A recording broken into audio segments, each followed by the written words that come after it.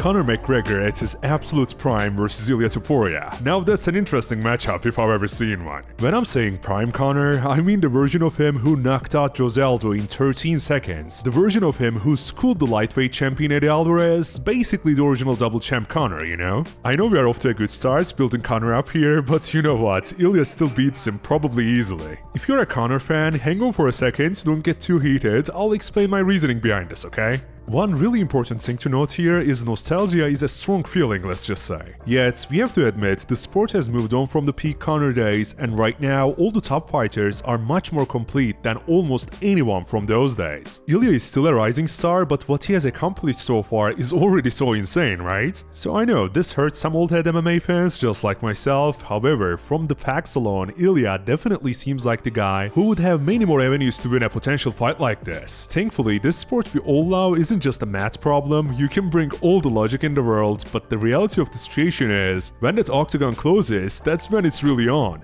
The peak Conor was a different beast, and the results spoke for themselves. We have to give him that, like, come on. Am I still skeptical when it comes to how replicable performances like he had back then would be in 2025, even if Conor didn't fall off at all? Yeah, sure. Before we go into the nitty-gritty of this hypothetical matchup between prime Conor versus Ilia, isn't how they would size up stylistically inside of the cage with their respective skills, grappling, striking, cardio, so on and so forth. I want to make one thing very clear, there were some mental warfare aspects of those golden Conor days, alright? Like his absolute best fights wouldn't be what they are without the build up to them. You cannot possibly separate Conor out of the cage back then from the Conor inside of the cage completely, if that makes any sense. So with that in mind, let me fall back to my pure logical thinking and go even further by channeling my inner Anthony Smith and say, on paper, this looks like a super duper easy fight for Topuria. Even when we assume it's going to be absolute prime Conor, not the washed Conor in 2025 of course. Either way though, if we are being honest, it looks quite hopeless for Conor.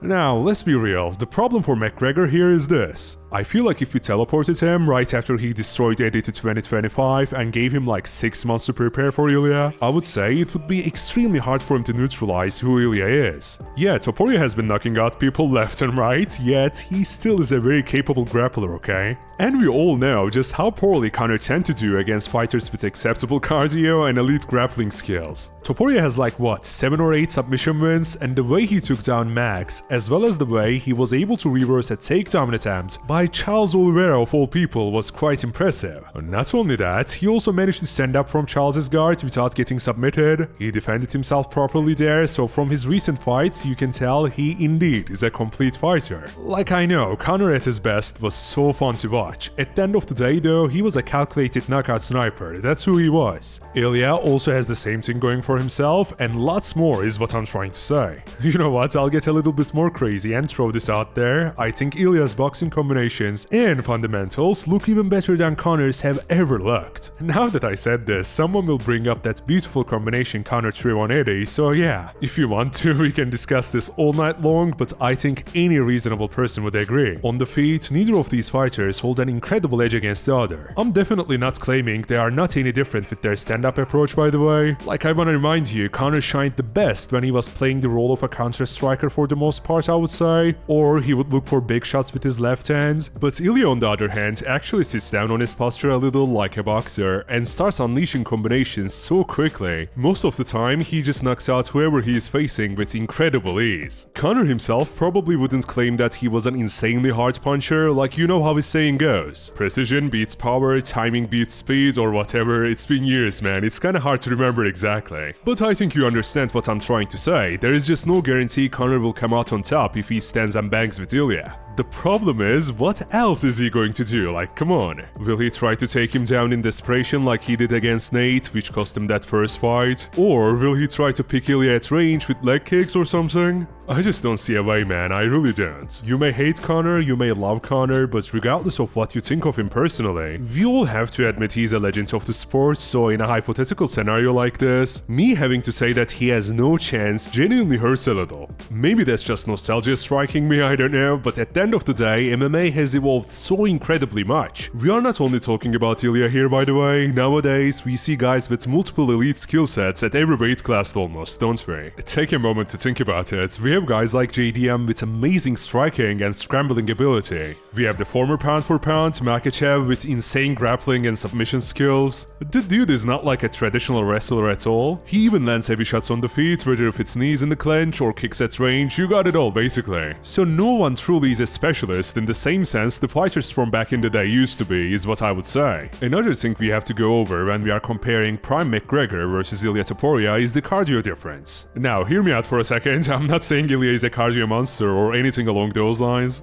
Partly because we rarely see his fights go later than the second round or so, but he was able to keep pace with someone like Max Holloway. Not only that, he also got a very decisive 5-round win against Josh Emmett, so in the cardio department he looks solid enough. Conor though, I don't know, even at his best, he really struggled against fighters who were able to weather the early storm. So against Topuria, a guy who can take him down most likely, a guy who is not afraid of his power because he has the exact same power, if not better. I mean, it's a tricky situation all around for Conor. I think I yapped more than enough today, however, there is one more thing I wanna touch on before we call it a day, okay? If we had a magic button to make this fight happen, I think another big aspect of it would be the build-up and the mental warfare that would come with it. Now let's be honest here, it's clear that Ilia was at least somewhat inspired by Conor regarding a thing or two, so I just know with every fiber of my being, Conor would troll him so hard for that, it would be beyond hilarious to watch. The crazy thing is, Conor's trash talking sometimes got into his opponent's heads and made them more susceptible to making mistakes, right? So I wonder if the same thing would happen to Topuria too. By far the greatest example of Conor rage-baiting people was the Aldo fight for sure. I don't want to just repeat Joe Rogan here, yet he was onto something when he said Aldo was looking a bit stiff and Conor was quite relaxed right before their fight started. So yeah, on top of the actual fights, it's interesting to think about how the press conference for McGregor versus Topuria would go. The copycat angle would be there for Conor to bash on Ilia. At the end of the day though, I just don't think Ilia is the kind of dude who would ever doubt himself, no matter what. He may sound a bit too egoistical sometimes, however, I guess having a strong sense of self-belief is so important in this sport, especially when you're at the top, you know?